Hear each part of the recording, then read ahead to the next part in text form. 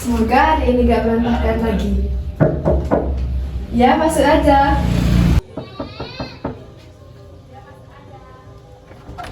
Assalamualaikum. Waalaikumsalam, masuk aja. Wow, rumahmu rapi sekali, Fir. Dijaga saja. Bukan dijaga itu mah, emang rapi. Silahkan duduk dulu sambil Ya. nunggu Amira dan Putri. Assalamualaikum. Waalaikumsalam. Maaf sedikit terlambat. Tidak apa-apa, yang penting sudah lengkap. Ayo duduk.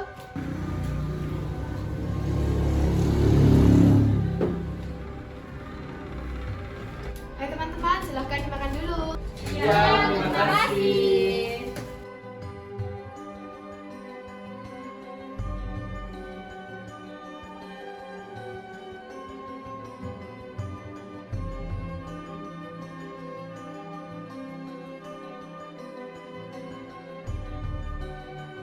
Enak juga ya kerja kelompok di rumah, gak kayak di kelas. Ya, kalau di kelas dikit-dikit disuruh diam. Ya karena kalian berisik. Kamu fitnah? Gak juga sih. Kayaknya bener. Pak banget kayaknya kurang gue. Udah biasa. Nah, udah deh, santai boleh, tapi jangan kelamaan. Setuju. Sekarang kita mulai. Tugas kita adalah membuat presentasi tentang Bhinneka Tunggal Ika dan contohnya dalam kehidupan sehari-hari. Berarti harus lutut dan jelas. Atau dibuat sederhana saja gimana? Tidak perlu terlalu detail.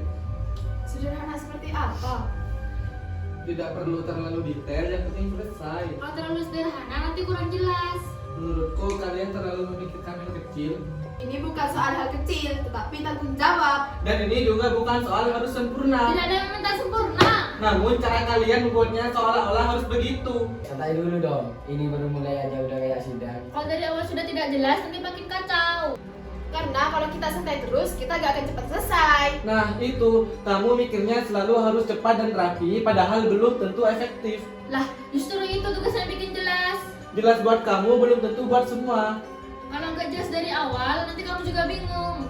Aku nggak butuh harus dirinci kayak gitu. Karena kamu gak mau usaha lebih. Bukan nggak mau usaha, tapi nggak mau ribet. Ribet menurut kamu, tapi itu namanya tanggung jawab. Ini malah jadi debat siapa yang paling benar. Karena dari awal memang beda cara. Dan kamu nggak mau nerima cara lain. Yang nggak terima itu kamu. Aku Dari tadi kamu cuma nolak. cuma kasih alternatif. Karena cara kamu gak cukup.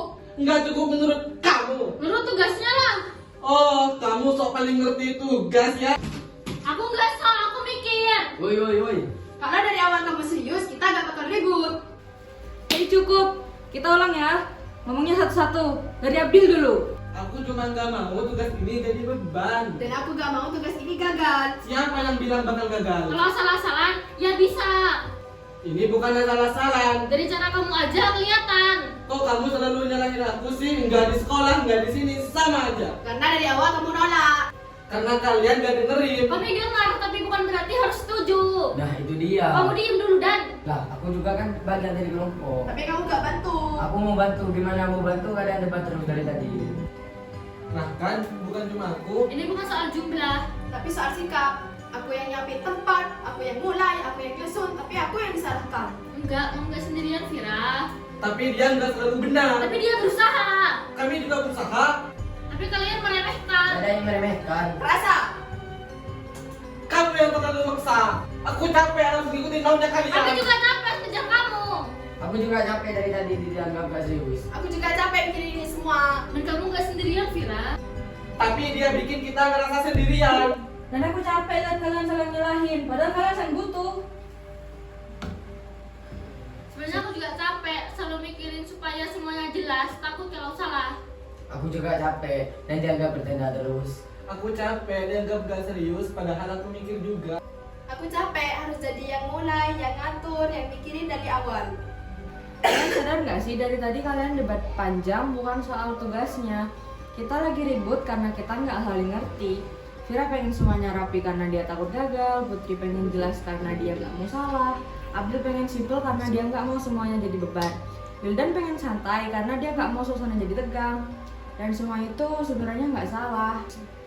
Yang menjadi masalah, kita maksa cara kita ke orang lain. Padahal kalau digabung justru jadi lengkap. Justru. Ulang. Yang jadi masalah. Yang jadi masalah, kita maksa cara kita ke orang lain. Padahal kalau digabung justru jadi lengkap. Berarti bukan siapa yang benar ya. Tapi gimana caranya supaya semuanya kepakai? Iya, jadi nggak saling nutup. Aku juga mungkin terlalu maksa. Bukan maksa, belum dibagi aja. Nah sekarang kita bagi aja.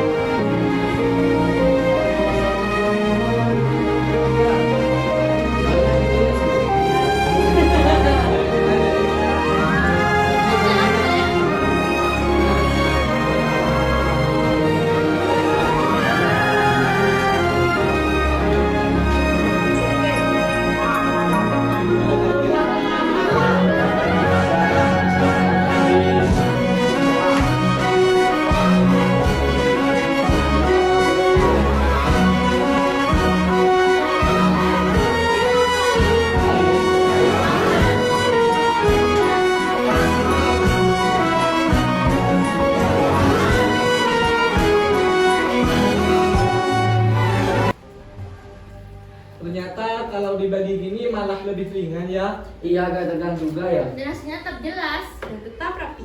Karena kita gak lagi saling lawan, tapi saling bantu. Dulu aku kira beda itu bikin ribet. Ternyata kalau dipaksain ribet. Kalau dipahami jadi kelebihan. Kalau diterima jadi kekuatan. Bhinneka Tunggal Ika itu bukan cuma semboyan, bukan cuma tentang suku, agama, atau budaya, tapi tentang kita, tentang cara kita menghadapi perbedaan setiap hari. Dalam cara berpikir, dalam cara bekerja, bahkan cara berbicara. Dan itu pasti ada, dan gak akan hilang. Tapi yang bisa kita pilih adalah apakah perbedaan itu jadi alasan untuk menjauh, atau jadi alasan untuk kita saling melengkapi. Karena kalau kita terus mencari siapa yang paling benar, Kita akan lupa bagaimana caranya tetap bersama. Dan kalau kita terus memaksakan diri kita ke orang lain, Kita akan kehilangan arti kebersamaan itu sendiri.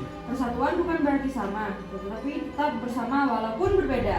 berbeda-beda Tapi tetap satu. Bhinneka Tunggal